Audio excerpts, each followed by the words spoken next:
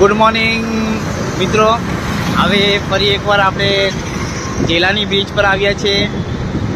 આ વિડીયોની શરૂઆત થતાની સાથે જ સૌથી પહેલાં તો હું મારા એ તમામ ઇન્ફ્લુએન્સરને અભિનંદન પાઠવું છું અને તેમનો આભાર પણ વ્યક્ત કરું છું કે જેઓએ ગત મહિને જે 3 લોકો પરિવારના એક જ પરિવારના લોકોનો મૃત્યુ થયા હતા તે અંગે જેલાની બ્રિજ પર ગ્રીલ લગાડવા માટેની ફરિયાદમાં પોતાની અવાજ બુલંદ કરી હતી અને સોશિયલ મીડિયાનો ઉપયોગ કર્યો હતો।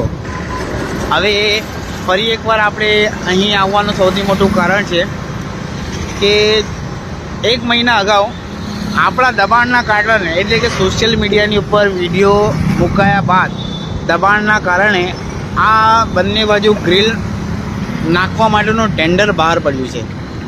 1 મહિનો થઈ જાય છતાં એ ટેન્ડરની પ્રક્રિયા પૂરી થતી નથી અને હાલમાં પણ આ ટેન્ડરની પ્રક્રિયા અધૂરી છે। તમે જોઈ શકો છો કે હાલમાં પણ ગ્રીલ લાગેલી નથી।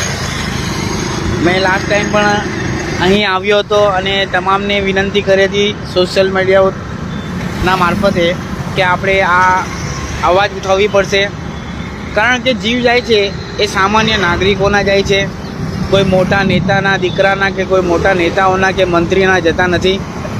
આ તમે સોશિયલ મીડિયા મારફત વહેલી તકે ગ્રીલ લાગી જાય તે અંગે આપણે ઝુંબેશ ઊભી કરીએ। 8 દિવસની અંદર ગ્રીલ લાગી જાય તેવી માંગણીઓ પણ કરીએ છીએ।